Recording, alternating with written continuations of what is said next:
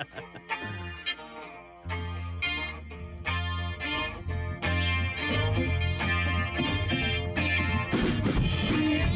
mama, turn your temper down. Hey, mama, turn your temper down. Hey, mama, turn your temper down.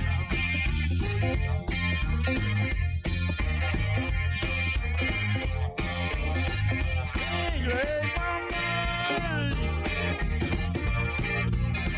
turn your temper. Hey, mama, turn your temper down.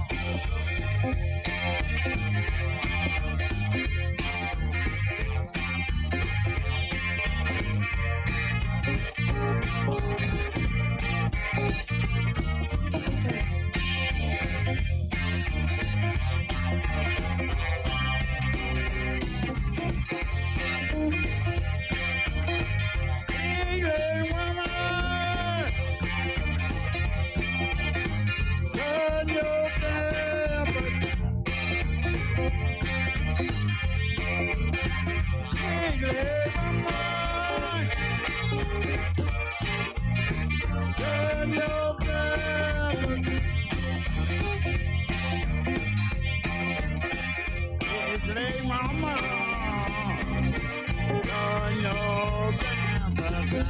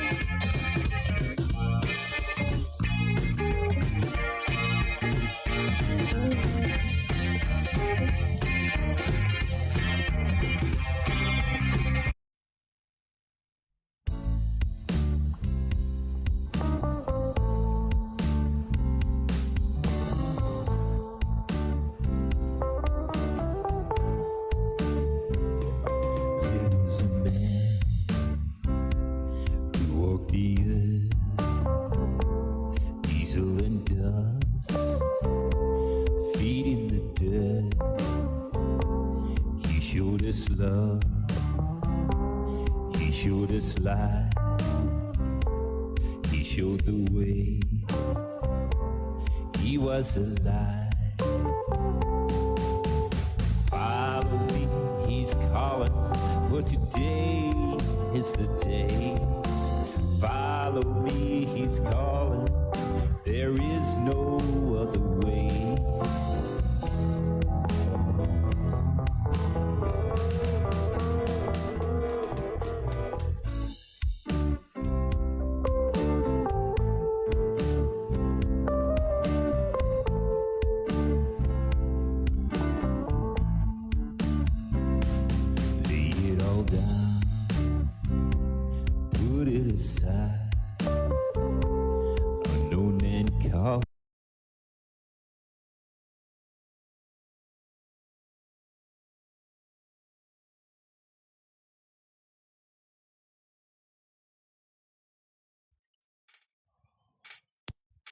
Oh, I see. I came in just in time not to catch Rob. That's all right. Rob's a slippery one. You never know when he's here or not. Changing changing my system. I have to get the music corrected for the stream. So, hopefully everybody liked the kind of deep blues stuff I was playing tonight. But all right, man. Are we ready for this? yeah. Welcome in, everybody.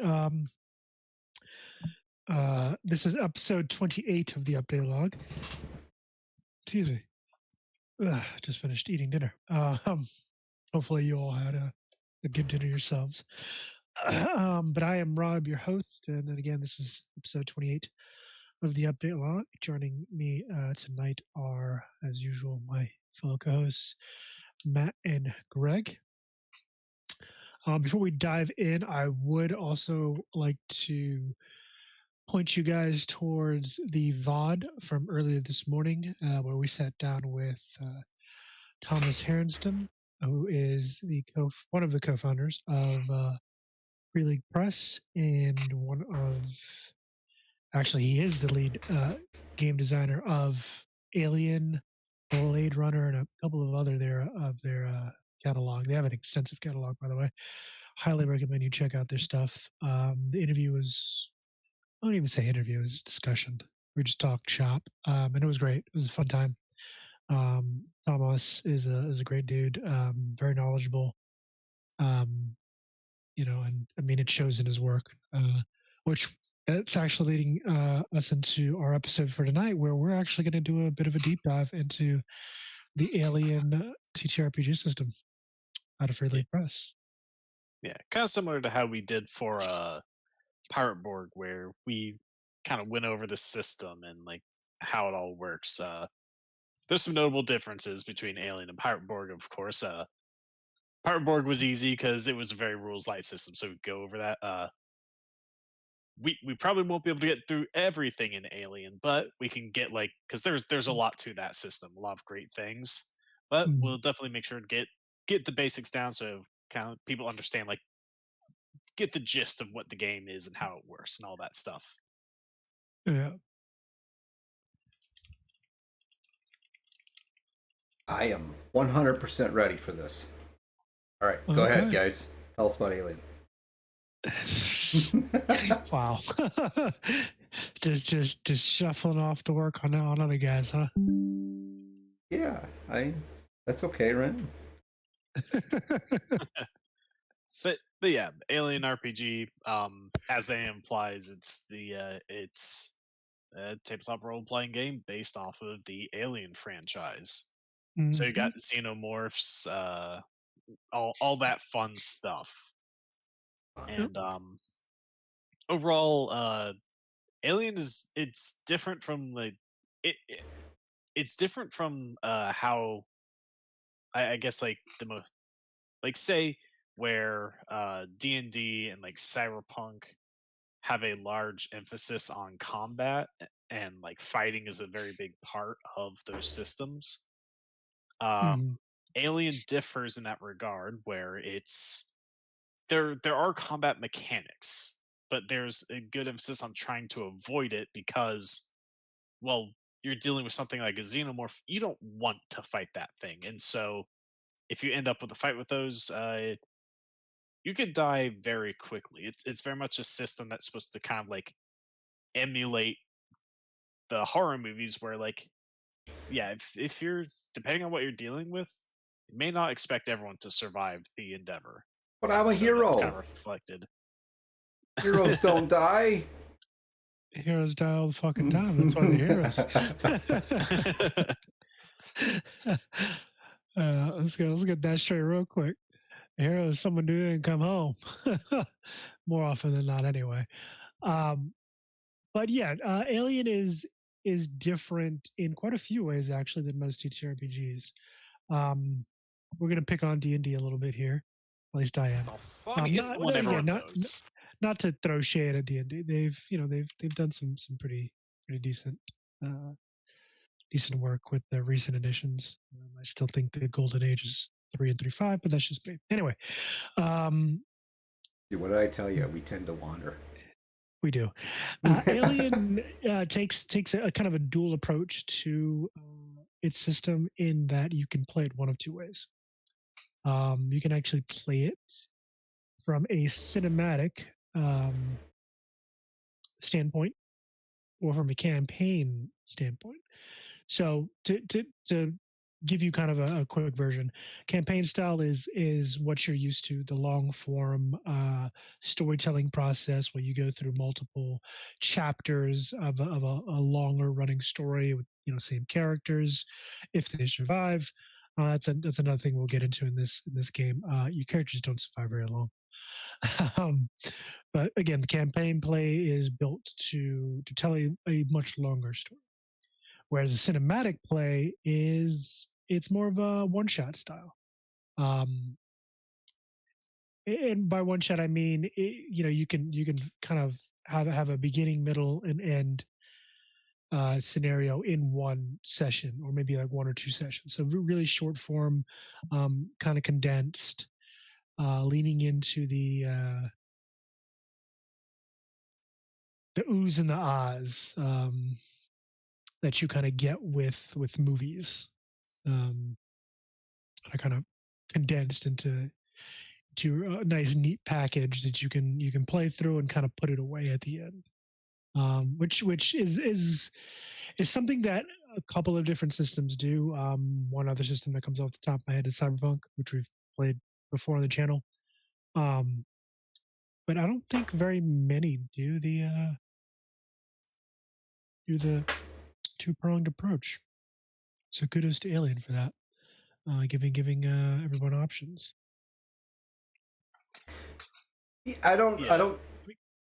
I think if you look at Alien as a system, from the very beginning, I mean the very first chapter of the core rulebook is Space is Hell.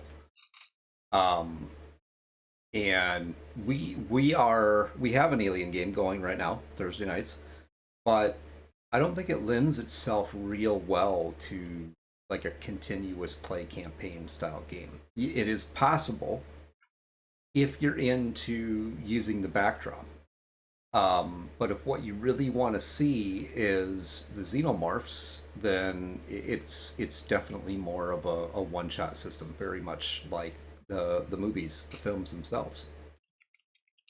Yeah, and that's what the cinematic play mode is really there to kind of emulate, because they call it cinematic because it's there to emulate the movies, where that one session is like your movie, has the beginning, middle, and end right there. And yeah, overall, even the campaign play, as they call it, is the more long-term one. But because of the I guess just to say low survivability compared to other games like Cyberpunk or D&D, it's definitely not designed to be like a long-spanning grand adventure like stuff you expect out of D&D. Mm-hmm. It can last. I mean, it can last however long, the group wants it to. But it definitely is a little more geared towards shorter campaigns rather than one that's going to span like years and years. Because Yeah. again, it's Alien. Your characters aren't meant to. I mean, in any to movie, survive. is everyone surviving? No, they're not. So You know, the yeah, system and- kind of carries some of that brutality with it. Where, yeah, if you're going against some of those things, yeah, expect some deaths. Because I looked at some of the stats for like the xenomorphs and stuff, which there are many different types, but all of them are brutal. Like holy shit! If that went against our group in our game, yeah, we'd be fucked. yeah, no, they're the and again, it's the thing with Free League Press, and this is something we learned very much during our conversation with Tomas, is that especially as him, him leading the kind of design of a lot of their in-house work, he's very astute in that he leans into what the game is about. So in the sense of Alien, it's a survival horror game. Well, I mean, movie and then game. Like it's not pretty. It's you're in a shit sandwich. And the movie showcases that. And when he designed the game and designed the system for it, the system, mirrors that, and it mirrors it very well, because it adds that suspense and that uncertainty in that horror sense, and that kind of intensity, and like as a player, up front that your character probably won't make it to the end of this. However long it is, you're probably going to re-roll. Which is honestly for some people, some people don't like that system. Uh-oh. Did we just lose Rob? He is frozen. Might be having some internet issues. It's Oh, is he back? Maybe not fully. all right. So we'll pick up from there. Yeah. Well, thankfully, it's not Streamlabs this time. It's just internet. Yeah. But yeah. Go ahead, Matt. So, I think one thing that's definitely very different about Alien is the way that you roll. Because from what people are used to in these games is that you roll your D20 or D10 or D whatever, add some sort of other number, and you reach a some sort of threshold. That's kind of like the standard formula that you see in a lot of games. But Alien handles this actually quite differently, where instead of rolling a single dice and adding a modifier, you're rolling multiple d6s, where the criteria for success is rolling a 6 on your dice, with the more sixes meaning you can get some extra effects out of that. So, for example, like say, like you have a character, you have 4 stats: strength, agility, empathy, and wits. And each of those 4 stats have 3 skills that they govern. So say you have you want to roll, like, say your close combat, which is under strength. You have your strength of 3 and a close combat of 2. That means you're going to have 5 dice to throw. So it's 5d6. So you're going to roll 5d6, and your success is determined on whether or not you roll any 6s in that bunch of die. So all you need one is to count for a success.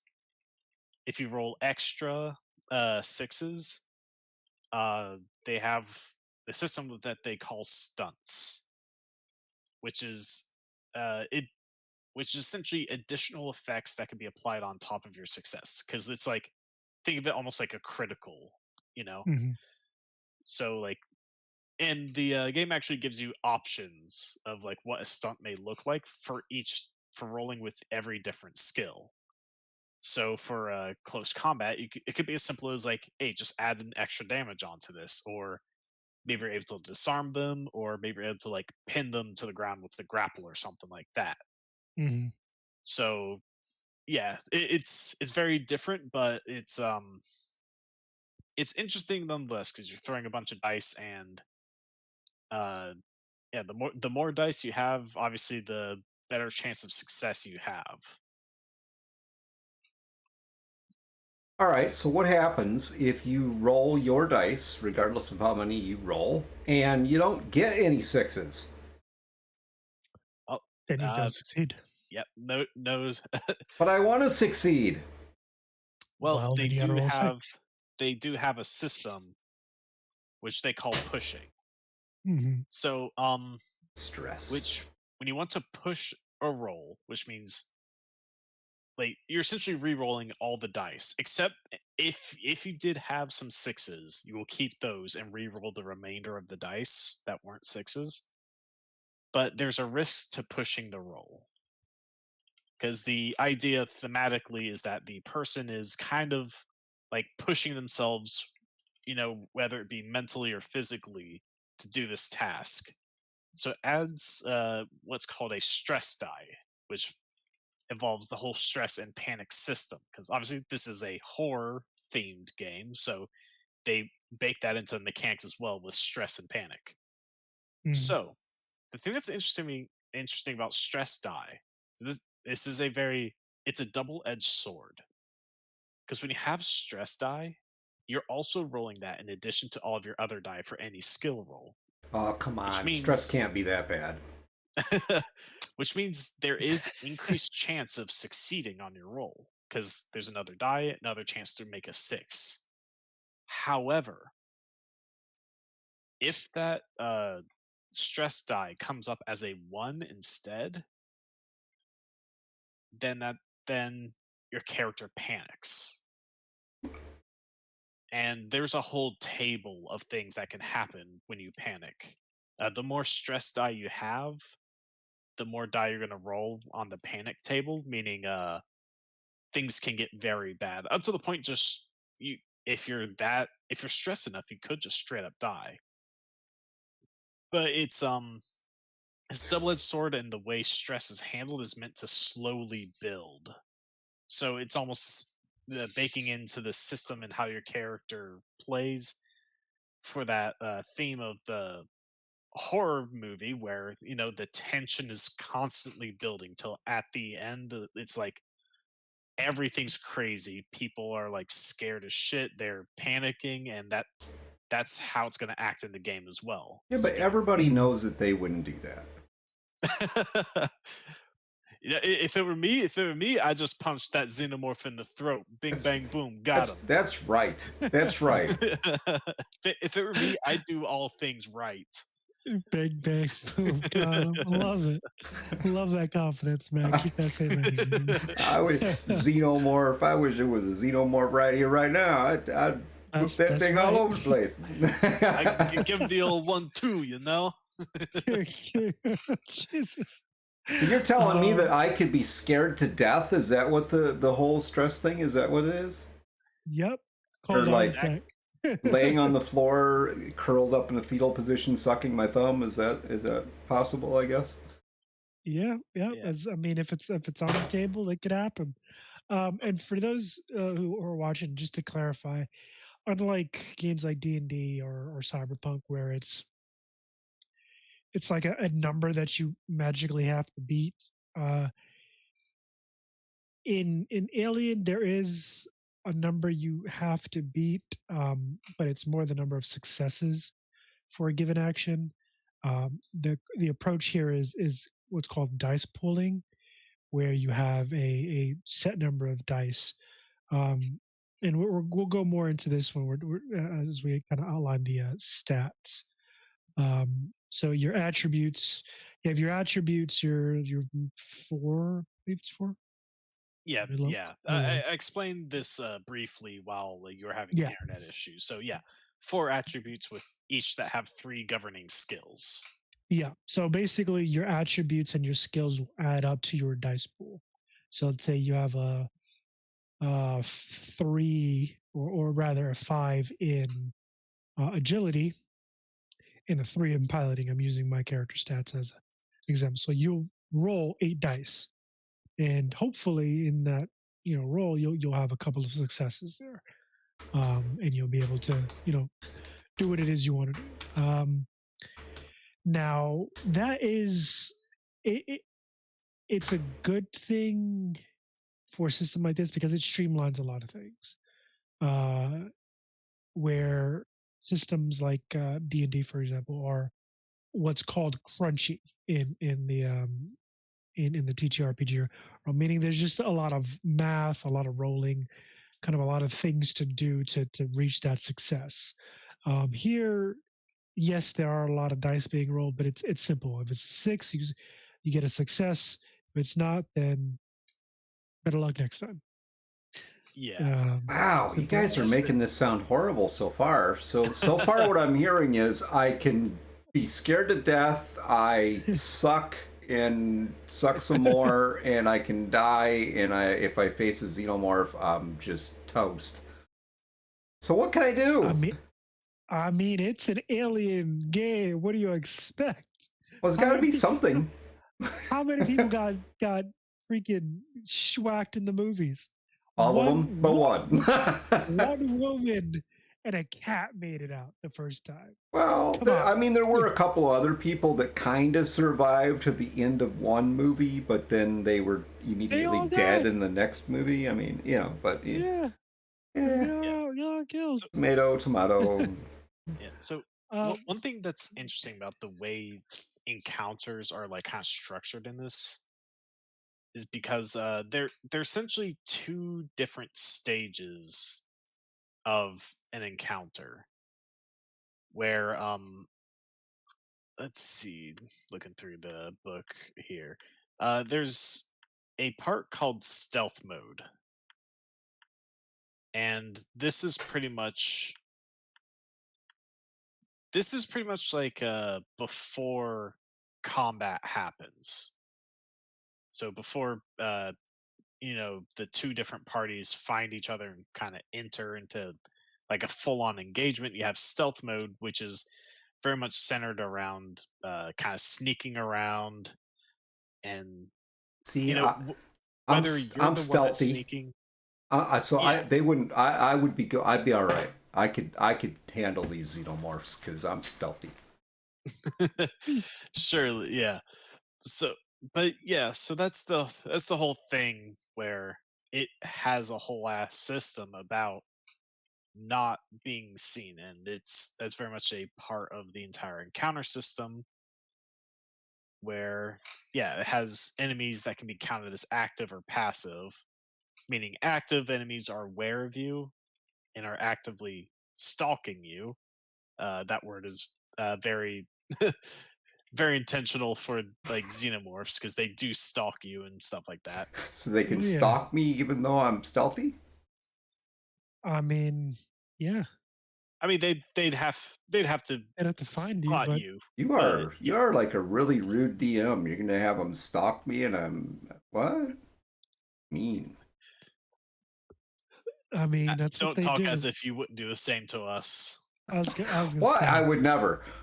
Bullshit. Fuck bullshit. Here, blowing people's hands off first session. What's wrong with you? Well, Yeah, I didn't forget. Fuck around and find out, I guess. I don't know. I'll fuck around and find out what the xenomorph then. But yeah, I mean, that whole success or failure and kind of the lethality of the alien. Again, it's harkening back to the movies, and I do tip my hat and commend Thomas and the team for really creating that level of intensity and fear from a character's perspective, especially. fear in the system. I think that's a big part of the Alien system, is being able to get that emotional piece into it. Yeah, and that's hard, and it's very difficult to do in just mechanically speaking. You can do it through story, characters, stuff like that, but mechanically speaking, it's very hard to embody and codify that level of emotion, or potential emotion, I should say. Well, there's definitely an RP focus in this system. Yes. So, for like most of your other systems, I mean, there's a heavy emphasis on skill rolls, skill checks, things like that. It actually, they tell you right in the core system for this that, rolling is not your friend. You don't want to be making rolls if you don't have to make rolls. So it's more about the storytelling piece, which is absolutely awesome to me. It's when you have to start getting into the rolling, as soon as you are tossing dice, things start getting It got serious. dicey, so to speak. Yeah. Yeah. Yeah, things have gotten serious. Yeah, it's very much treated where, like, if it's like a normal everyday task, you don't really need to roll for that. You only really need to roll when there's like stakes at hand. It's shit's hitting the fan. The ship lost power, and there's this spooky monster on board, and you gotta like try to get that door open. That's the type of situation where you gotta start rolling. So pretty much when there's Spooky. rolling, there's risk. Spooky monster. They're kind of like kittens, cute, cuddly with teeth. I mean, I don't know. The one, What the kind fresh of ones that kids? come out of the eggs, man, those are so cute. It came from an egg, man. How bad could it be? Very bad. I don't know. I've never seen anything bad that came from an egg. That's complete silence after that statement. Wow. So we've talked quite a bit about the mechanics piece to this, and I know there's more to go into when it comes to the mechanics piece, because this system has, or this game has a really beautiful system using the Year Zero system, which is common in a lot of the Free Leagues games. But let's dig into what is the meat and potatoes of the game. I mean, what can you do in this game? What kind of classes? How does that whole thing work? So, so a lot of the classes are based on, kind of based on like your character's job in the ship. So you have classes like, say, the pilot, who obviously is a pilot's ship. You have the medic. You have things like a scientist. They do the whole sciencey thing, examining things, or kind of helping with engineering. You have a roughneck, who kind of like manual laborers. If someone was to kind of like offload cargo from your ship, that's the guy like who truckers. does it. Yeah. Essentially, the roughnecks are just space truckers. That's essentially what they are. And so a lot of the those are what the classes in this system are. That's your job, except for one. You have a kid class. So one of the classes is literally a child. Because what's not to love about putting a stowaway kid on a ship that winds up in in mortal danger. Look, I commend them for taking that risk. I commend them for it, because I think very few studios would have taken that leap, because of the implications. Like, I'm playing a kid. His chance of survival ain't gonna be high. Yeah, the ability to play a child in a system where survivability is quite low.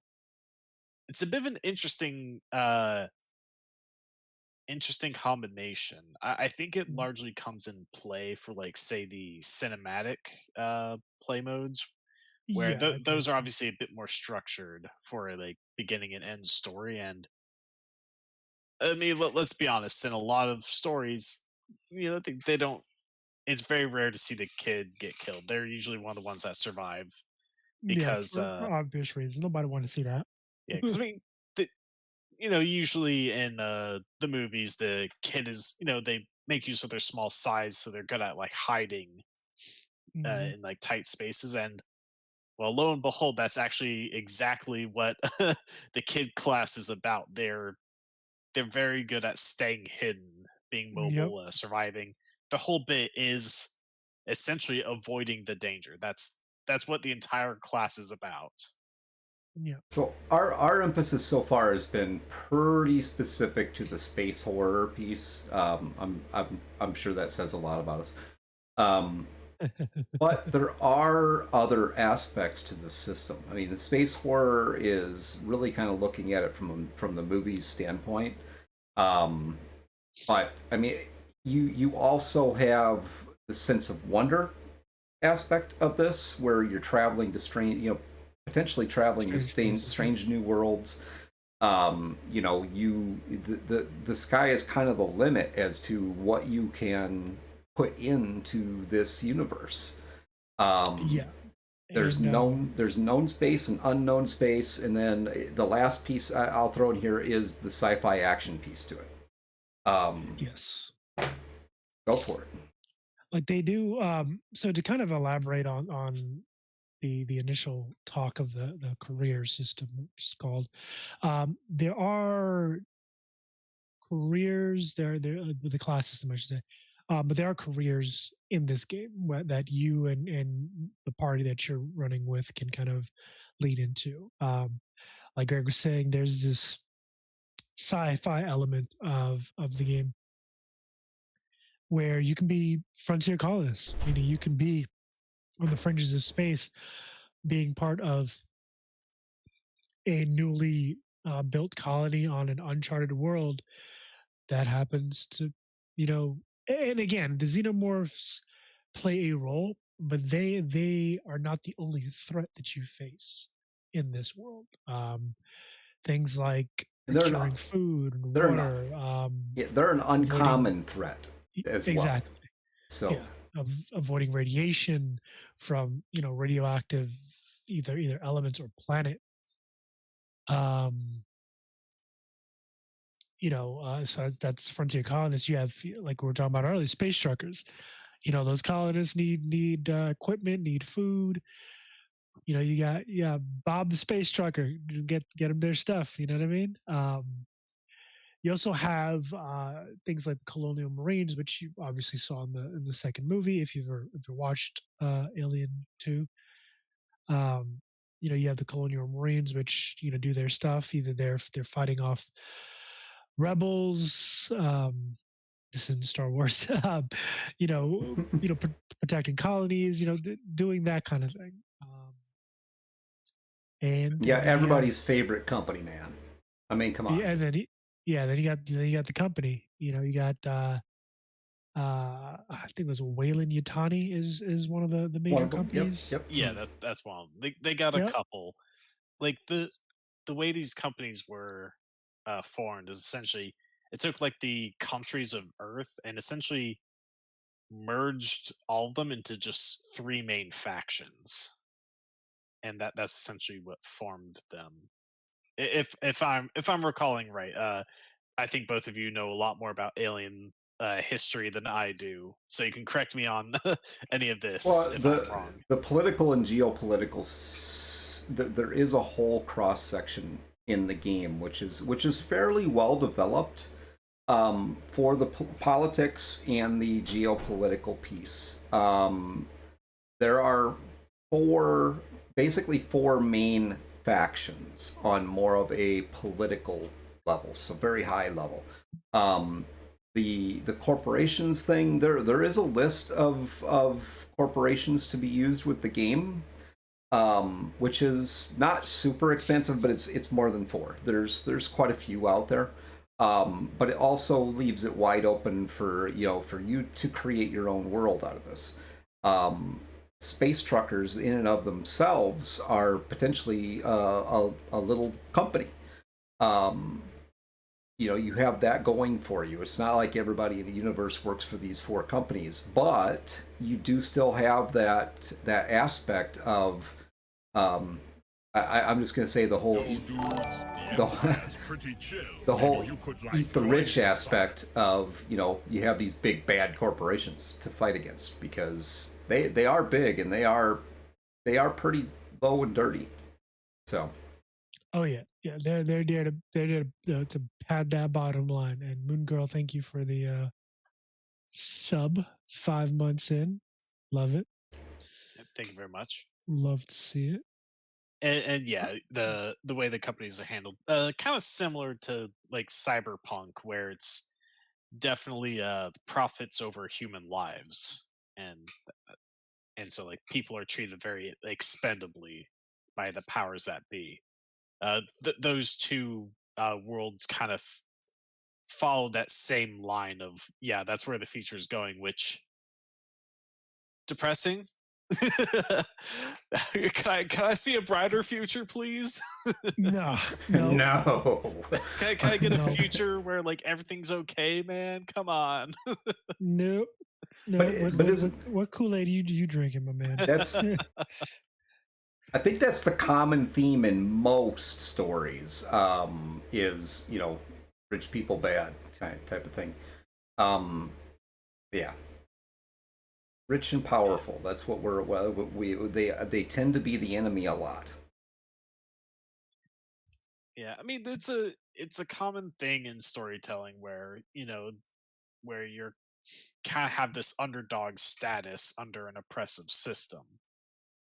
And in our modern day, that's with I mean, to avoid getting too far into like real world issues, because this kind of skirts that area. But you do see a lot of companies in the real world gaining a lot of power. So, like what you see in Cyberpunk and Alien, I'm like the optimist in me is going to say that's a far exaggeration of what things will be in the future.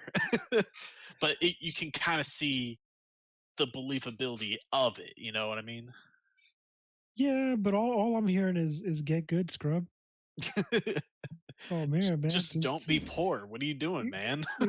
pretty much just quit being poor. How about that? How about Being you a get that scrub money? strub. Yeah. But How about you Wow. get that money? And then you can start making your own decisions. Well, and there's definitely that aspect in this game where it comes down to the struggle for developing making your riches. You can have that as a storyline for sure. But the potential is there to create a campaign based on whatever you want to.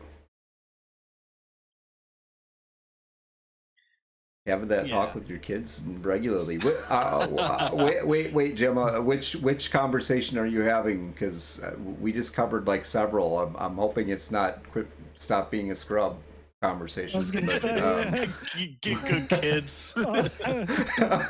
although knowing Gemma, she might actually I'm she just- might actually be like, yeah, how about you quit sucking?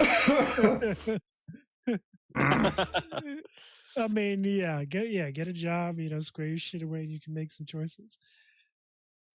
But yeah, I mean, and there's more like when it comes to the threats that you can find out there, because obviously you have the xenomorphs, but like in the world of Alien, or I guess galaxy of Alien, xenomorphs aren't actually like common. They're not a common thing. They're more like a myth, like this boogeyman that a lot of people aren't even sure really exists and have probably only heard like tales of. Yep. And that's probably good, because if they were common, then everyone would just be fucked. But there are other extraterrestrial life forms out there. just looking at what they got here in the book, they have something called the Swarm, which are essentially just like space locusts that can end up like drifting through space for a very long time until they find a planet, and then they kind of stop being dormant and become active again. So they just spread from like planet to planet and doing So locust things. Yeah, and fucking plague, essentially. yeah, they have they have all sorts of things. They have like these things called lion worms, which just based off the name alone is They lie in uh, wait. it's I mean, it just sounds terrifying if you just hear that, a lion worm. It's like, one, it's a worm, so it's gross, and two, it's a lion, so it's dangerous. I don't want to be anywhere near this fucking thing. Do they have It's kings? described as an apex predator. Is there a lion worm So- king? I mean, probably. We can make that movie. Let's talk to the people who own Alien. Like, hey, we got an idea. You got some untapped potential in Wow. your universe. We've seen enough of the xenomorphs. People are tired of xenomorphs. We want a lion worm king. Yeah, Exactly. That's right, baby. That's what us people came to see. The lion. We need to rethink this whole Simba thing. I mean, Hey, what's up, dude? Welcome in, man. yeah, awesome. We got one viewer already. All right, Duelist. We're there for you, man. But yeah, like as someone like from, because I haven't watched a whole lot of the movies or anything like that, so like kind of looking into this book is kind of like me realizing that there's a whole lot more to this universe than just go into space and then xenomorph happens. There's a whole lot of there's a whole history behind the world, different factions, different extraterrestrial life out there. More like there's more aliens than just the alien. Oh yeah. There's definitely a lot more than just the xenomorphs out there, doing things. And here's the thing: they're definitely expanding on the system. Let's see. Yeah, they have some new stuff they're developing right now as well. Mhm. When it comes to the aspects of this system and how much they go into, there's full sections in the core books about living in space. There's a whole spaceship generation piece to it, which is that's some pretty neat stuff. They have a star system generator. They do. So, And they have ships. There's like ships that you can actually like build. You can construct your own ship with different class of things like galleys, which is your chow hall essentially, crew complements, your weapon systems, stuff like that. It's like the horror version of Firefly, which ironically enough they might actually, if things line up, they might take their crack at Firefly. That was discussed earlier this morning as a potential. Again, it's not anything that's like actually happening, but I think Tomas said he would work on that. yeah, Getting across his it was desk. kind of like one of those things where they were looking, where like, according to him, like what I got from it, they were looking at it and be like, it would be interesting. Yeah, if it happened, yeah, they'd take a shot at it. Could happen, could not happen, but Well, yeah. But yeah, I mean, they got, I mean, according to Thomas, they have a whole lot of extra content coming out for a bunch of their games. Like they got a lot of stuff in the works. They got stuff for like Alien. They got stuff for Blade Runner. Whoa. Uh-oh. Guys, now calm down. Okay, don't get too heated about what has just been said. Whoa, sir, I'm gonna need you to remove this blasphemy from my chat. Okay. You know what? I'm going to back Jules kind Wow. here because I've never watched Firefly either. That's because you're a fucking scrub. Right? You're a fucking scrub. Wow. Okay. Ouch. Heated debates. I'll see myself out then. Okay. I'm sorry. Yeah. Duelist Khan, I don't know if we can have this, man. I don't know if we can be friends anymore, man. That's disappointing. But in all seriousness, again, teach their own. But yes, Firefly is awesome. It's a show taken way too damn early, in my opinion. So I'm gonna But yeah. I'm gonna reel us back in for a moment. The reservation, man, it's back here. So we have a game going on right now, and we've done the character selection piece, character creation piece to this.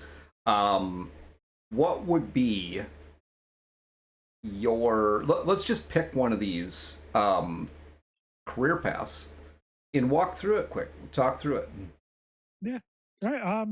You know what? Miss. I'm gonna use my pilot. So Okay. again, you have to kind of to reiterate, you have Oh yeah, by the way, his pilot is like the red shirt guy. I mean, it's just FYI. Does he have a red shirt? Maybe, I don't know.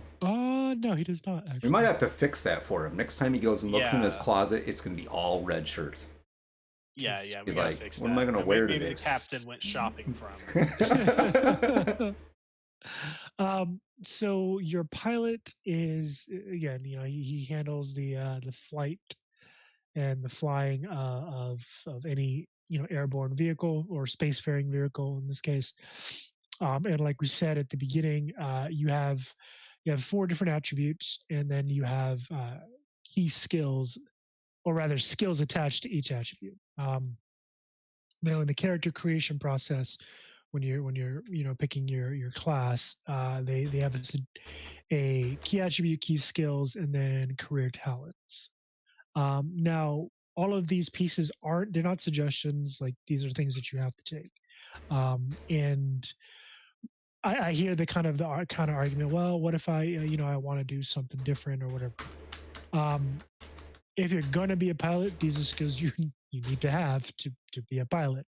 So I appreciate the system saying, hey, look, if you want to be successful at your job, and because of the way the system is set up, you have to be successful at your job, or things go to shit. Especially if you're the pilot. You crash the aircraft, well, everybody's fucking dead. So in the case of the pilot, my key attribute is agility. My key skills are mobility, range combat, and comtech. Now, mobility and range combat, kind of self-explanatory. Range combat, is going to deal with anything firearm-based. Mobility is movement. It's also lends itself to stealth in this game, which is a skill that we can kind of go over later. Comtech is kind of an unknown to most people just listening, but basically, as a pilot, I have the ability to remotely, there we go, pilot a vessel that is basically uplinked to basically a laptop I carry around. And then the talents, I actually chose with Jeff, like the back of your hand. Basically, it gives you some bonuses to your piloting skill. And the good thing is, the game kind of also lends itself to building the backdrop of your character. Everything from your personal agenda, meaning kind of what is driving your character, to the way they look. They give you some kind of ideas to work with. But these things, the personal agenda and the appearance, you can kind of create your own. They do give you some pieces to work with. Your signature item is another kind of role play piece that can be played with. It can be kind of worked off of in terms of creating story with the DM. And then you have your usual,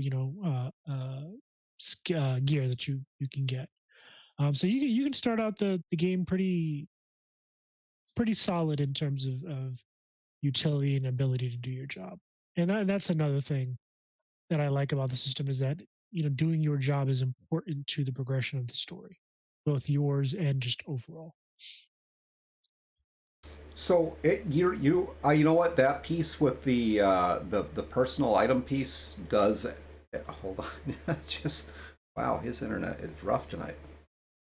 So the personal item piece does come into play with the stress system in the game. So that is actually a pretty important piece. And yeah, it can play a pretty important piece in the overall theme of the story as well.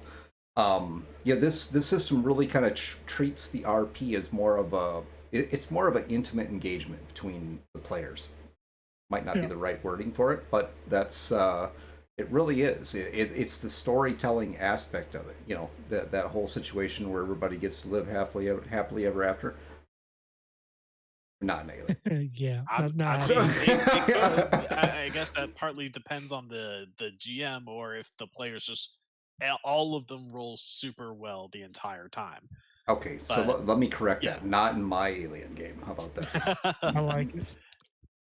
So Matt, he picked the pilot to talk about his pilot. So why don't you tell us why your character class is better? Yeah, okay, so I chose the medic, and the reason I chose the medic is because the doctor is rarely the first person to die, because you need to establish the danger of the xenomorph. Someone has to get hurt, and you need someone to try to save that person, and then ultimately they end up dying. But doctors don't die first. They may die eventually, but they're never first. So, it's a survival tactic. But no. But no, like the medic I think is interesting because the way character death is handled in Alien, also it's interesting because it's I'm trying to think of the right way to put it, because survivability is overall low because you don't have much HP, but to actually die in the game takes a bit of effort. Right. Yep. You gotta try to die. Yeah, so what I mean by that is that you don't die when your HP reaches 0. And so and you don't have much HP to begin with either, because your HP is just whatever your strength stat is. So for example, my strength is 3, so I got 3 HP, and that's it. As far as I know, there's nothing that I can use to increase my max HP, because the character progression, how you kind of make your character stronger, doesn't increase your HP. We'll get into that bit later. But when you get into 0 HP, you become what's called broken. And so, Wait, you when mean you're I have to broken- have no HP to be broken? I thought I was So it's already pretty broken but- already. yeah. So, so what happens when you're broken? You don't die, but you're essentially taken out of the action. Like you can still kind of crawl around and maybe say a few things, but you can't do any rolls. But what happens is that when you get broken, you roll on the critical injury table, and there's all sorts of things that can happen that's on this table. Things all the way from simply being winded to straight up dead. There's a couple different results on this table that are immediate death: disembowelment, crushed skull, pierced head, impaled heart, that type of stuff. But Jesus. 4 Yeah. of them. but it's actually there's quite a number of different injuries, how that affects your But wait, what if I'm an alien and I have 2 hearts? the aliens, I was actually looking at this just before. They have their own kind of they have their own critical injuries system. Of course, So they're they're fucking they're special. actually pretty hard to kill themselves. Shocker, I know. Xenomorph's hard to kill. But Who knew? yeah, it's actually quite in depth that you have a bunch of different injuries, a bunch of different effects, healing times, and some of them are like mortal injuries where if you don't get them immediately treated, they have like essentially a time limit before it actually kills you if you don't get it treated. Be all right. Yeah, and Just each push 'em. time you receive damage while broken, that's another critical injury right there. So You mean to say essentially, that you would do that? You would beat a guy while he's down? that's exactly that's the entire system. You take something down and then you wail on it until it dies. That's how it works. Jeez. Yeah, it's a little brutal, definitely, We thought but Greg was brutal. That's but it worse. does. I think that does open up the road to not just be instantly done for if you go Mhm. down, and the hope for survivability. Because I say am the xenomorph takes you down and you are broken, the medic can quickly go over to you and kind of get you back into shape. I am seriously not worried about people not wanting to play with me as a GM because I just have to get them to come on and watch this show for a little bit and just let Matt talk. And it's... I'd rather We're good. the old man than this guy.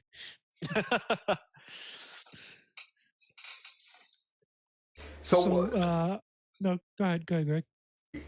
I was just going to move us into next topic, but go for it, man. I was gonna say you mentioned the progression system there. Do you want to go into that a little bit more?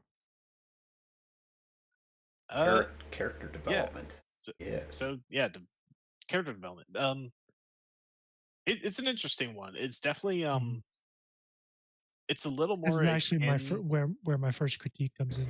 By the way, for the audience's perception here, we are absolutely not taking any of this stuff in order. We're just jumping all over the place and covering it. So if there's something you want to know about, pop it in the chat, and we will gladly talk about it. Yes, please. If you have questions, definitely drop it in the chat.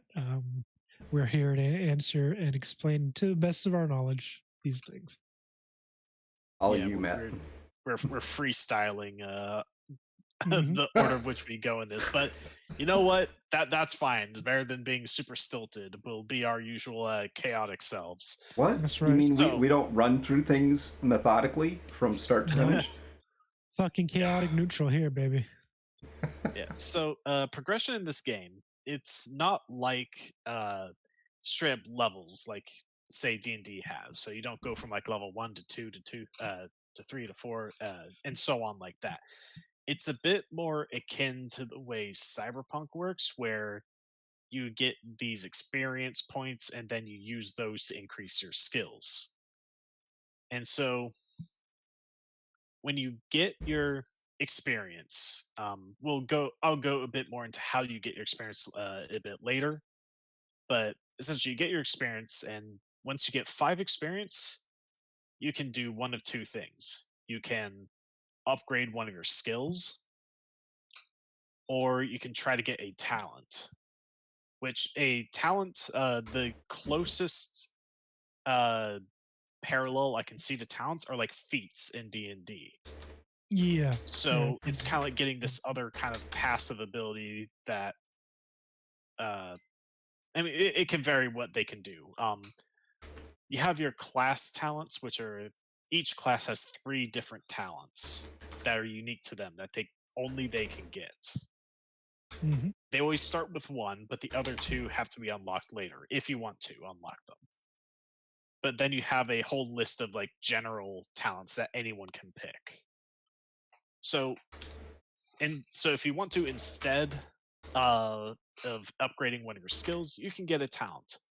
It's a bit unique that if you want to spend experience on a talent, there's not a 100% chance you actually learn it. You actually have to make a roll for that, Mhm. which I have mixed feelings on. Like I get Like I get the the RP of it because you're trying to learn this very special new skill, and sometimes you don't always learn things super well, so you may fail to learn it on your first attempt. No participation trophies here. Yeah. Damn right. On the other hand, I can understand where it can be frustrating for some people that learning a talent just keeps failing, especially since it's reliant on your wits stat. And some So people if stupid. you're yeah, and if you a stupid motherfucker, you're you're gonna have a hard time learning new talents. So you could end up throwing a lot of experience in the drain because of Mhm. that. So it's interesting. I do have mixed feelings about it though. There But there is a cinematic play piece that comes into play here called story points. Which I mean they do have some specific purposes in the game, but it's also an optional piece that you could use for your players to help them override that piece. That you know that I want to develop my character out and I keep failing this role. Something that I've thought about doing is allowing the story points even in a campaign mode, and then the player can use the story points to make that potential failure into a success and be able to advance their character forward. But they have to earn the story points. yeah, the sort of points remind me a bit of like inspiration from D&D, where it's this kind of special bonus you can get to try to help you uh, in certain situations. But yeah, so that's kind of how the progression and like quote unquote leveling up your character works. So you either increase your skills or try to get a talent, and your skills can only go up to 5. Both your stats and skills are on a 1 to 5 scale, or I guess technically 0 to 5 scale. So I don't think with it the is. exception of It the can't go below. android. It can't go below 1. Or actually, I think it can. Or no. Okay, so yeah. stats Stats, yeah. Stats and skills, Skills. they both have the kind of 0 to 5 thing, but they're handled differently. So stats, when you create your character, a stat can only be as low as 2, and most of them are capped at 4. But if it's your class's your career's primary stat, that can go up to 5. The exception is that you can create an android character that I believe I can't remember if it's one of the skills or stats you can actually add +3 on. It's So androids can be very powerful, but they do have their own drawbacks. well. But They also don't feel the effects of stress. Yeah, they don't feel the effects of stress, but that also means they can't push their rolls either. So whatever you roll on something, you gotta take it, and you can't try for that reroll. And also trying to heal them from taking damage works differently because they're not human. You kind of got to get a mechanic to handle those guys. They're broken. You got to fix them. Yeah, but now how experience is earned is it's an interesting one because again, this isn't a combat focused system, so it's not like D&D where you know the creatures enemies that you fight have experience point values that you get for defeating them. In Alien, they kind of have this checklist of tasks that you do during a session to earn experience points, where each task completed earns you 1 experience point. So this has stuff like simply, did you participate in the session? This is your part. I know you said no participation trophies, Greg. This is the participation trophy of this system. Were you there? Cool. You get at least 1 experience. But it has several other criteria. Yeah, but were you really there? I mean, you could have been physically there, but I mean, Immensely. I mean, if we're gonna go there, then I'll skip the session, but I'll be with you guys in spirit. So mark me down for 1 XP. Yeah. But and herein lies my first critique, but I'm gonna let Matt get through this list first. okay, yeah, I know exactly where you're going with this one. So it has other criteria. So there's stuff like did you make a panic roll? So as we talked about earlier with the rolling, if your character freaks out, well, good in one way. If you freak out at least once per session, you get an experience for that. So, hey, Freak me out, Mr. GM, sir. and I'm gonna push every roll just to make sure I freak out. Get my point.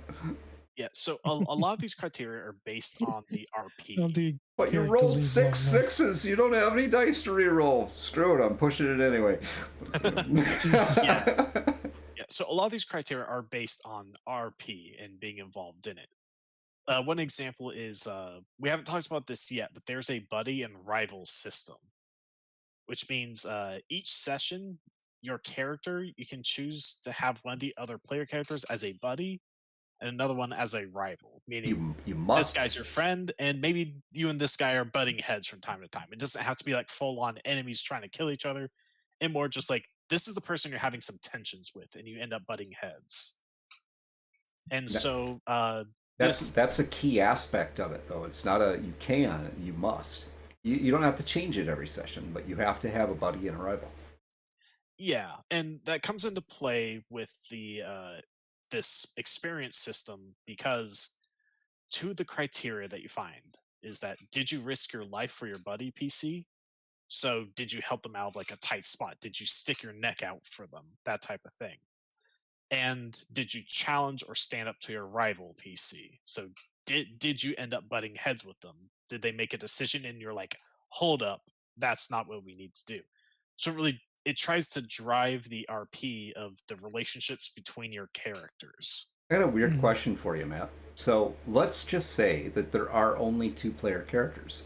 And then is the other player character both your buddy and your rival? You see, we have a term for that, and that's called the frenemy. So clever. So I mean, I guess in that scenario you could treat it like that, where the person is both your buddy and your rival, or the DM could possibly open up that pool of characters for buddy and rival to some of the NPCs around. So I think at that point it's kind of up to the DM, or actually this game they call it the GM, which stands for Game Mother. I get to be a mama. You are the Game Mother, Greg. Congratulations. Wow. But yeah, the progression system is very much focused around your RP and kind of what you've done during the session. But this, I believe this is probably the time that Rob would want to bring in his critiques of the system. Certain parts are cut and dry. Certain part, like, were you there? Get an experience point. Did you roll panic? Yes or no? Like some of them are very yes or no. However, there are a few elements to the list that lend themselves more to interpretation, which Which I see the point they were trying to make. Yeah. They were trying to involve the players in that decision-making process, involve the GM in that decision-making process. And again, it's more or less, it's as much as you want it to be and as less as you want it to be. And again, at least this is my theory. It's their attempt to bring the players together to kind of make it more of a kind of a joint thing, I guess. But for me, and again, my own personal critique, it doesn't, detract from the awesomeness of the game, is that can lend itself to some out of character tensions that don't necessarily need to be there. Yeah, and like, okay, I don't mind the kind of uh, well, I guess I don't mind the nature that some things aren't quite clear cut.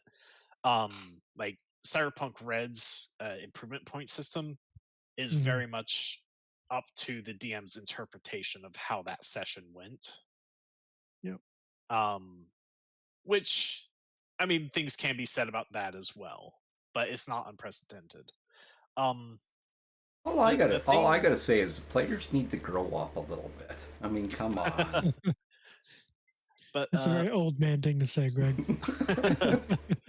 but what I will say about this is that what it tries to do is that, it tries to drive forward the RP. But where I Mhm. have a problem with this very checklist nature is that the system encourages a player to act a certain way for the purpose of, you know, filling in that box. Did I do this?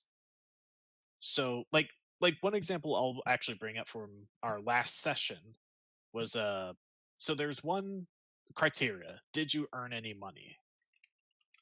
And in our last session, Jeff came across, while we were searching that ship, he came across 20 bucks. Jeff is our red shirt, by the way. He came across 20 bucks, but perhaps because he thought he considered it, perhaps he considered it stealing, he chose not to take that money. He's But not a scumbag. but the strange thing is that the system kind of would have encouraged you to take that money, because then you As would a have earned character. some money. Or, I And mean, as a player, not a character. yeah, as a Mhm. player, so you were technically encouraged to take that money because that's a check mark right there. That's an experience point And, right there. Those yeah, 20 bucks. and I'm gonna do you a boon right now because of that. And I hadn't actually let Jeff know this yet, but Jeff is setting on a story point right now because of that.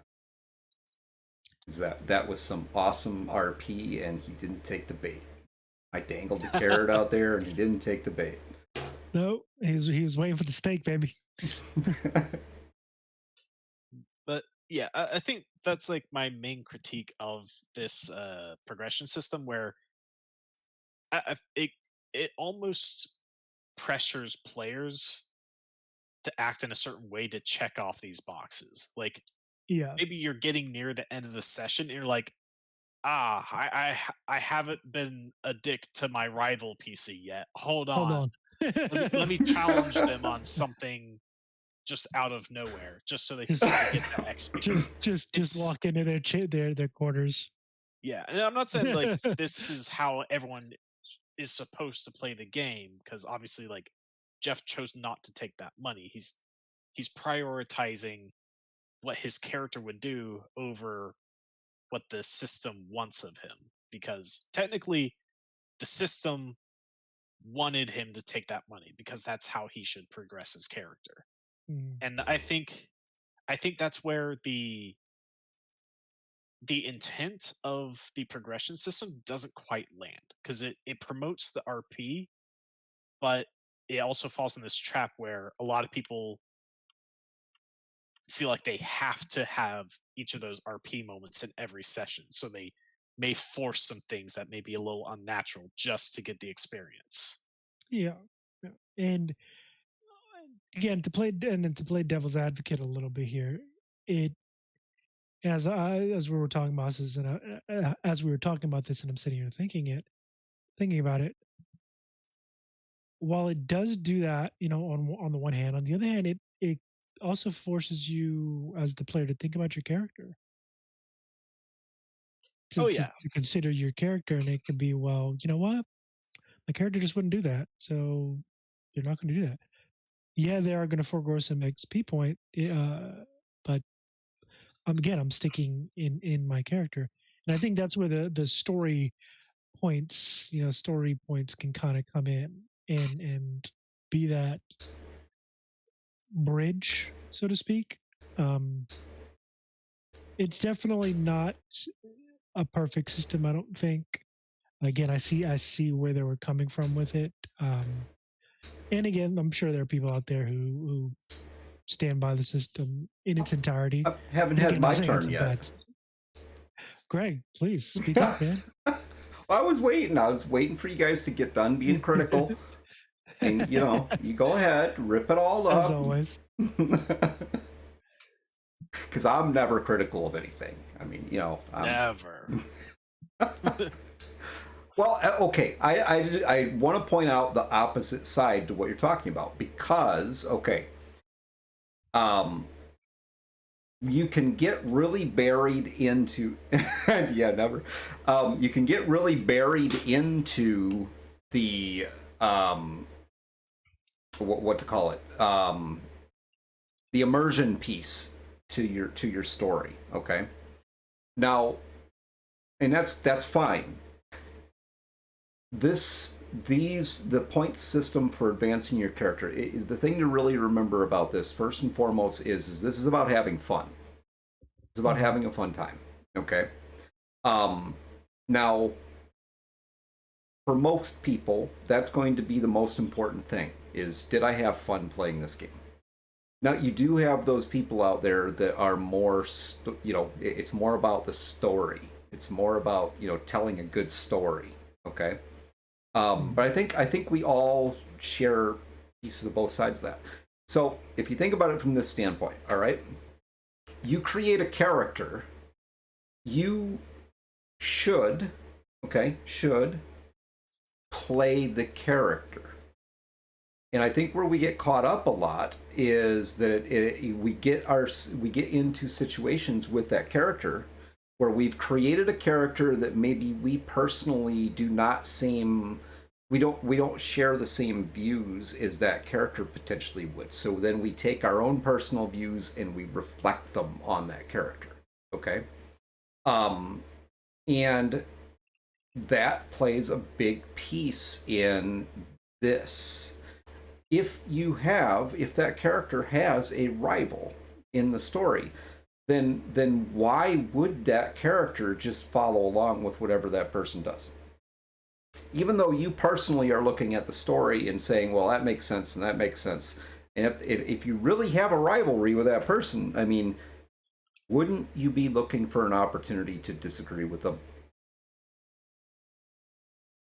I mean, that might be like context dependent, but I mean, granted, this is a system meant to kind of emulate the movies in that experience. And Mhm.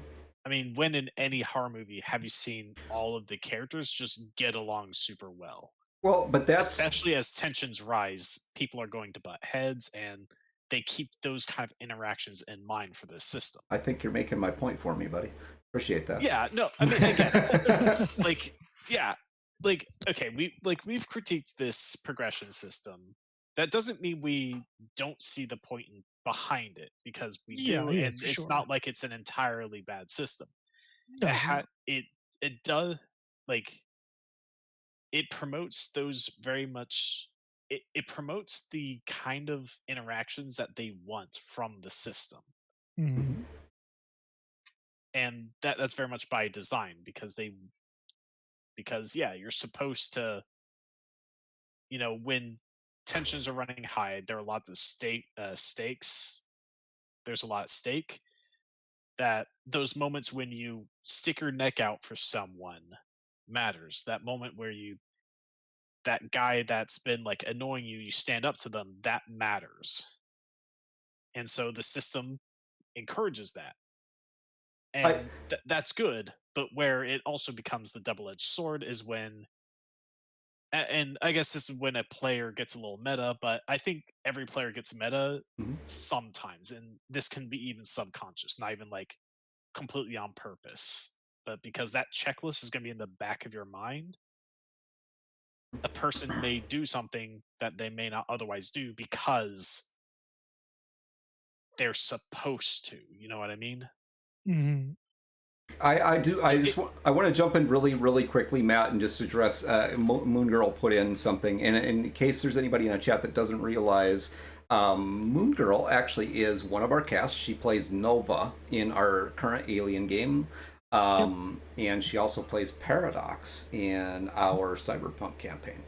But And Moon Girl, just, you are a fantastic player, and you tend to try to create characters that fit into the aspects that you want to play, and that's very, very appreciated. And it will handicap you in a way, because in a system like this where you don't have that rivalry piece, in which, I mean, I've seen you play it very, very well, but I also understand that might be one that you personally, when it comes to that meta piece and looking at checking off the boxes, that may be one that you're just kind of looking at it and saying, yeah, whatever, I'm just not going to get that point. yeah, That's perfectly fine. Yeah, like Vincent isn't a very confrontational type person, so when he's I not. don't know if he's ever going to get that experience point of standing up to his rival, but again, it, it's the double-edged sword of that progression system. It has its good points where it tries to drive forward the RP in the way that it should be RP'd for the system, but the bad side of, yeah, sometimes you feel obligated to RP a certain way because of that.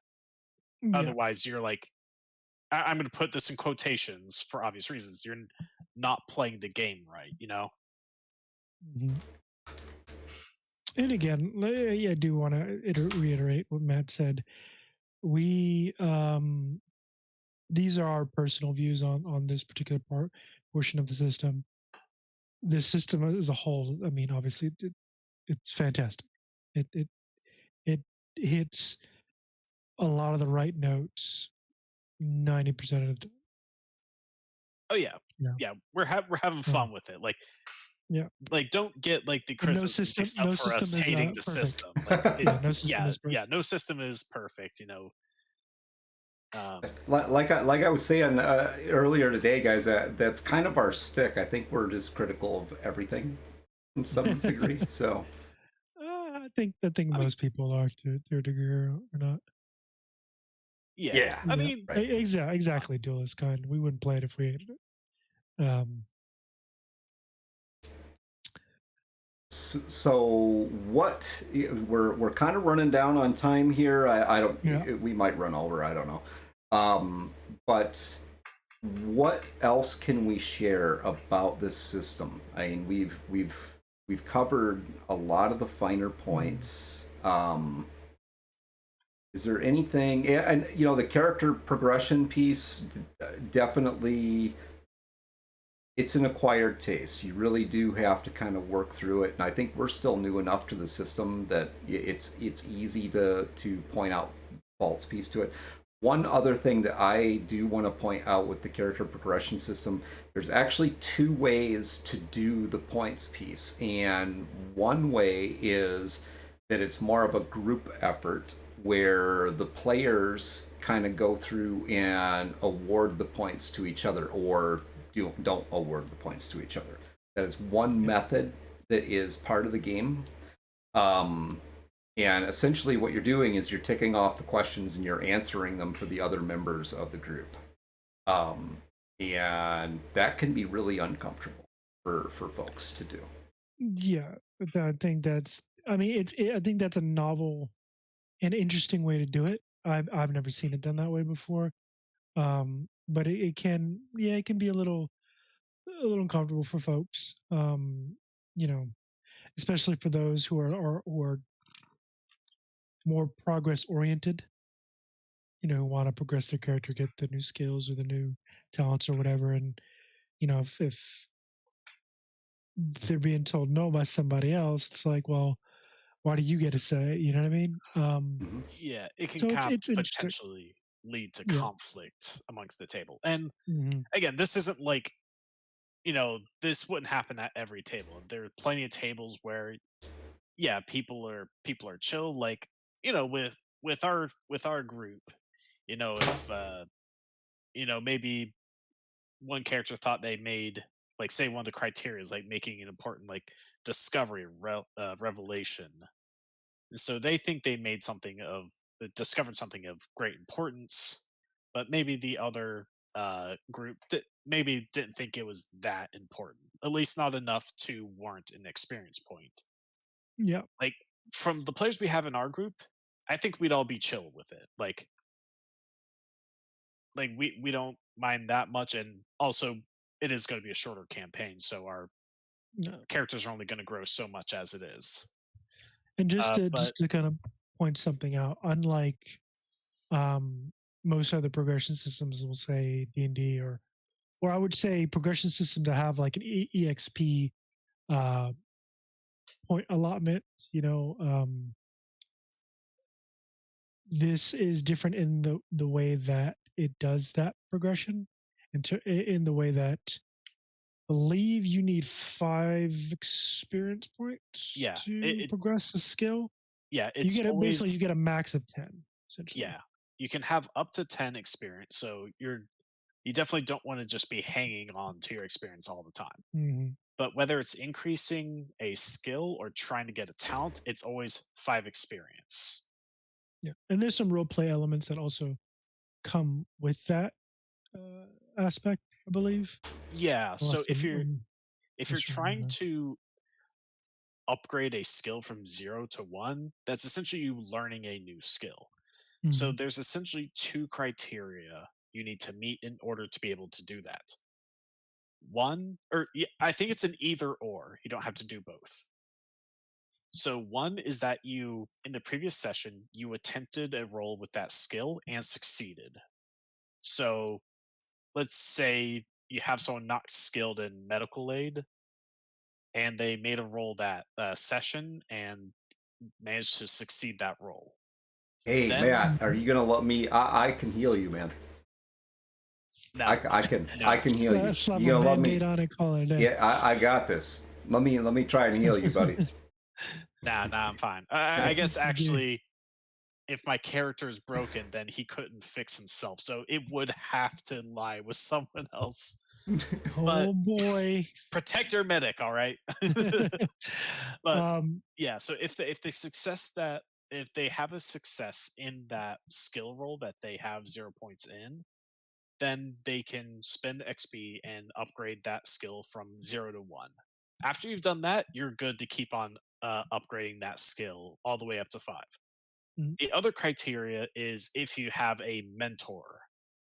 So essentially, if someone else on whether it be a PC or an NPC, kind of take your character under their wing and kind of show them the ropes of how to this actually works, then you can also spend XP to upgrade that skill from 0 to 1. and just to kind of point back to the chat real quick. So Harper says, I would say for newer folks that would be a harder way to. She's discussed. Believe she's talking about the allowing, Progression. yeah, the progression piece, allowing kind of the other players to dictate whether or not you kind of met the criteria here for gaining an experience point. She says, I would say for newer folks that would be a harder way to do it, especially if they're someone that it might be their first game, but in a way also a good way to kind of push them out of their comfort zone a bit. Yeah, and I think that's kind of the whole approach to this game. It's where you're kind of stepping outside of the norm, and doing something a bit different. Which honestly, I think that's the whole premise for this game. It's definitely not your typical TTRPG. Yeah. Again, it tries to differ itself from something like D&D, because obviously D&D is all about the grand adventure and the excitement Power and fantasy. power fantasy. Yeah, which isn't a bad thing. Like, frankly, I love just going into combat and bashing something over the head with a giant hammer. That's fun.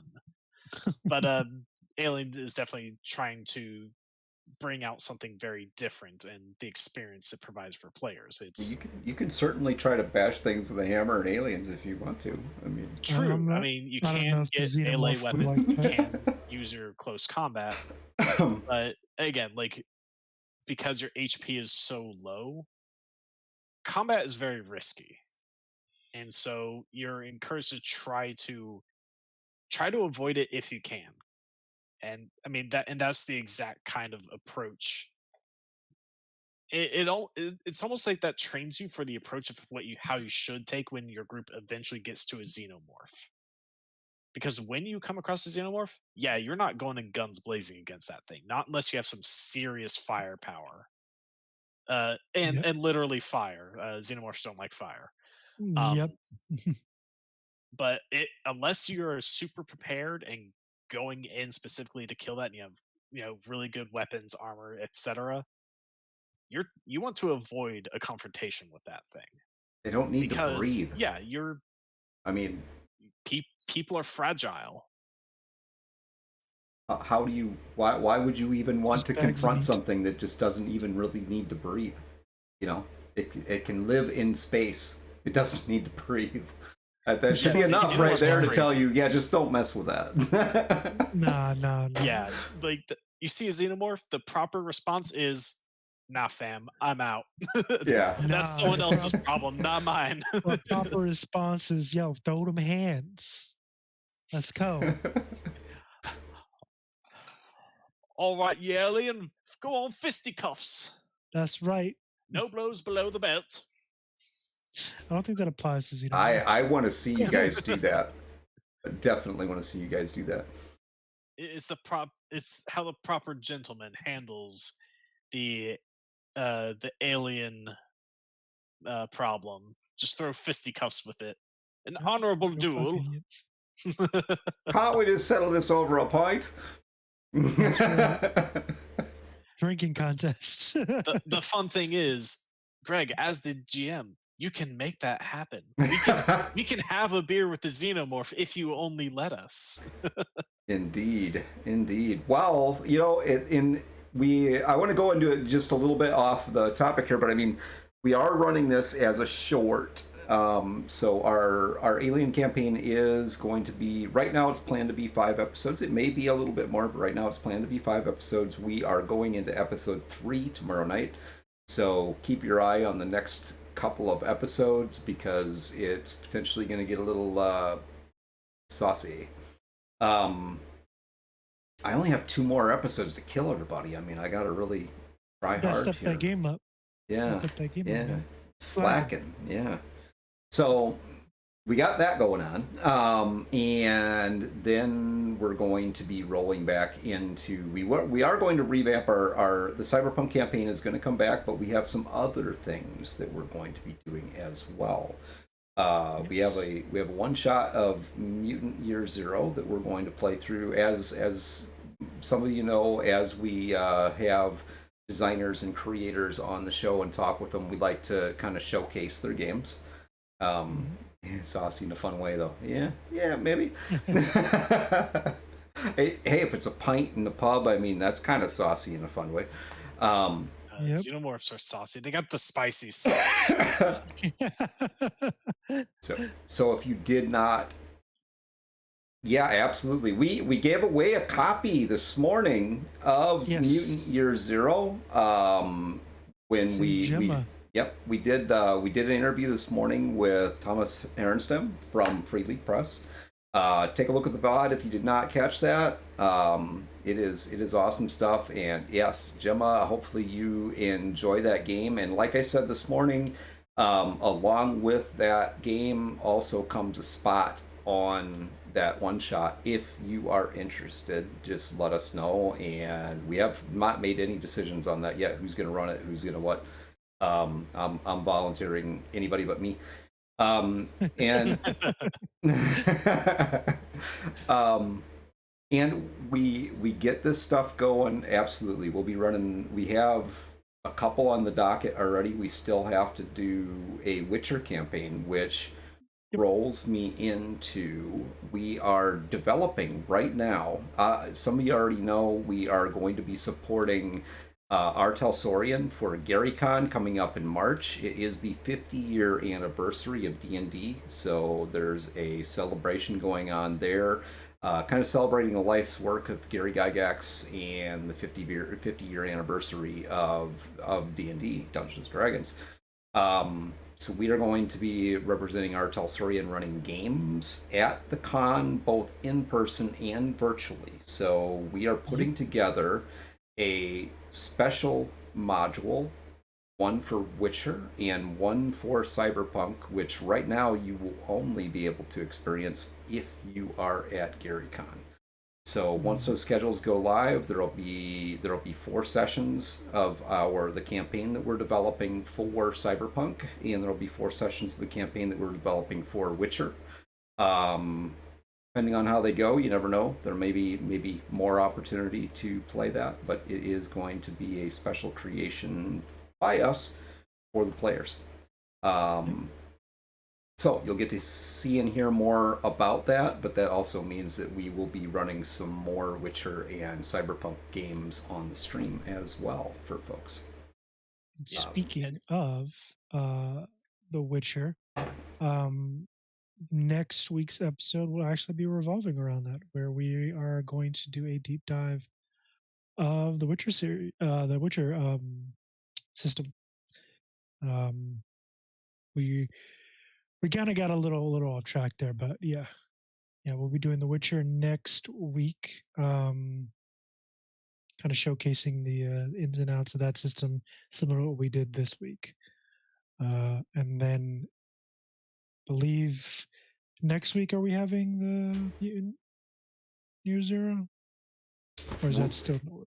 If you want to, I mean, we just haven't had that opportunity to discuss it yet, but we're right here right now. So who's going to run the Year Zero game? Well, I'm going to run the Witcher one. I mean, I could go. I could go for it. I mean, Okay. I feel like at this point, We're all we'll gonna say fucking like die the now. details will be revealed soon. With the Yeah, stand by. Stand by for Matt's details. but- running it. We're toast. We're done. Like, come on. I think I did Pirate Board just fine. You killed me. You did. I mean, come on. Well, yeah. I think I was the only one to survive that one, actually. No, I mean Luke technically survived. I mean, he was turned into kind a of zombie, though. he was kind of zombified. I mean, he Witcher So- deep dive is coming. no, he's alive in quotations, you know. Okay. he's alive in quotations. Jesus. But yeah, so next week, the episode for the update log, episode 29. Wow, it's almost been 30 episodes. Jesus. Will be a deep dive into the Witcher system of Okay. R. Talsorian. Fantastic. So you got it there, Duelist. There you go, man. All you gotta do is speak up, and you control our schedule, buddy. And yes, next Wednesday is going to be the day before Thanksgiving. Good reminder there, Moon We are- Girl. We are good public servants, and we don't celebrate holidays. Says you. I mean, it's not Thanksgiving, so we can still have a stream that day. We will not be having the RP stream on Thursday next week. We're Yeah. not going to do that on Cool. Thanksgiving. Everybody needs to eat their turkey and be fat and sassy for fat. the evening. Yeah, get fat, go to sleep. Yeah, I mean, look, we're all going to be too busy sleeping off a food coma to do a stream. Let's be honest. Yeah, pretty much. Me all. No, This is- Thursday will not be. We'll not be running the Thursday stream next week, Moon Girl. Wednesday night we're going to do the update log session. What Rob just gave us the schedule for next week. So we're going to be doing a deep dive into The Witcher next week. On Wednesday night, right? Yeah, that's exactly what we're going to be doing. Am I way And off then my time here? Maybe. We're only about 5 minutes past. Yeah, next. I Okay. mean, we don't have a hard limit anyway. No, I was Oh, you thinking mean, I was a in terms little. of days. Yeah, I was Oh. getting a little lost on it, but Yeah. That's okay. Um, We all get mixed up in days. A few additional details about GaryCon, because in addition to the games that'll be run there in person by Greg with those campaigns. Mhm. Rob and I are also going to be running some one shots virtually. Yes. So, Rob, you're going to be doing some Cyberpunk. No, Witcher Witcher. one shots. You're Yeah, doing And- you're gonna be doing Cyberpunk. Cyberpunk. Yep, and I'm going to be dealing with some Cyberpunk ones. Mhm. My theme is going to be dealing with the bozos. For those who don't know who the bozos are, they are the gang of murder clowns in Night City. So I'm excited to work with that. Yep. And my theme is going to be a murder mystery, kind of leaning into the investigative aspect of the Witcher universe, and being a Witcher. It's obviously if the players at the table decide to play that particular class, because I honestly I think that was something missing from the TV show, was the Witchering. To put it bluntly, there was very little Witcher shit going on. It was very much him trying to save Ciri, which again, if you've read the books or play the games, like that is core. Those are core elements of Geralt's story. But first and foremost, he's a Witcher. He's a monster hunter, and that needs to be showcased. Yeah. That was there's a lot of critiques I had with the show. Obviously, if you've ever been keeping up with it, there's a lot of controversy with there. But one of the big critiques for me was that they didn't utilize the fact that Geralt is a Witcher, and there's more to it than just swinging a sword around. It's like having Batman, but the Batman doesn't do any of his detective shtick. Exactly. And he's like known as the world's greatest detective. Oh, I mean, Batman. A Witcher is essentially Batman, but instead of criminals, he's fighting monsters. Well, sometimes criminals, but mostly. Isn't that all Batman does? Is like flutter his cape and say, "I'm Batman," I'm the knight. and then I mean, That's 50% of what he does. I mean, my personal Defends. favorite is Robert Pattinson. Well, okay, say Robert Pattinson's Batman is not my favorite Batman. Christian Bale's Batman is my favorite Batman. Let's put that out there. But I ain't gonna lie, the scene in the Batman when he beats the holy piss out of that dude and looks up and says, "I'm vengeance." I was like, okay, you got me. Did you Wow. just fucking write George Clooney? The best Batman. His suit had the You're nipples. off the fucking show. Get out of here with that bullshit. I was willing to forgive your Firefly blasphemy, but to say George Clooney, and this is not a shot to George Clooney, all right?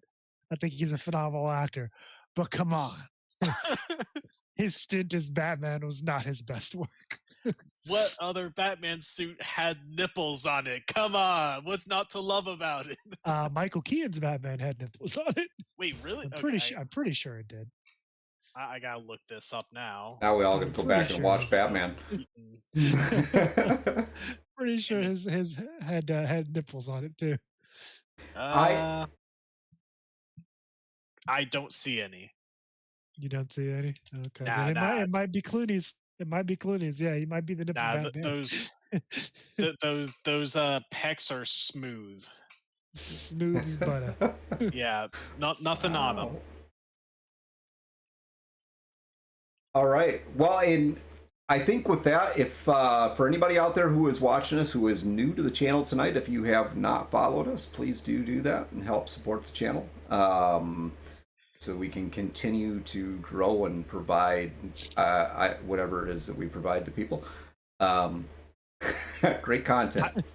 I can't get over the That's fact that damn we're right. ending on Batman nipples. That's what we're ending I on. am trying to Yeah, make up. cool. I'm trying to make up for this. Batman nipples, baby. Wow, but you just can't let it go, can you? Actually, I can take us in a different direction for like No, 20. it's too late. It's too late. We gotta end this. We can't end on a better note than this.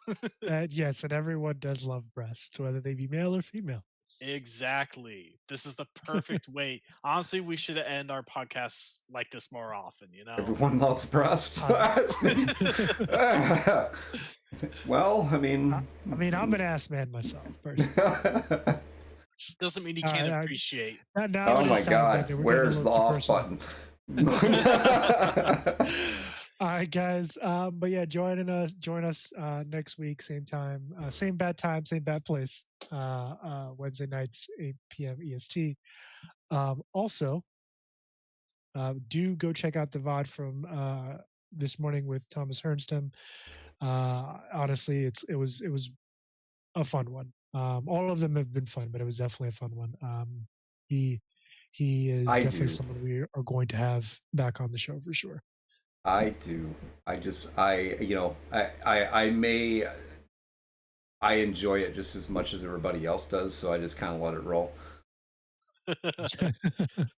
Stupidity meter gets higher, and I don't know. I just, once it gets past 5, it just. What do you do? I feel like we need something like that on the Twitch overlay. Oh, looks like we got a stupidity meter. raid. Or- Oh no, we're raiding into Gasumba. Yeah, we're gonna raid into Gasumba tonight. So with that, I am gonna close this out now. You guys, thank you everybody for being here tonight. It was very enjoyable. We are glad to have all of you with us. Please do join us tomorrow night and next week and all of it. You're more than welcome. Yep. We'll see you guys next week for episode 29 of the update log. You guys have a good day until then. All right. We'll Happy night, see you everybody. tomorrow, though. See ya. Yeah, tomorrow. Yep. See you guys next time.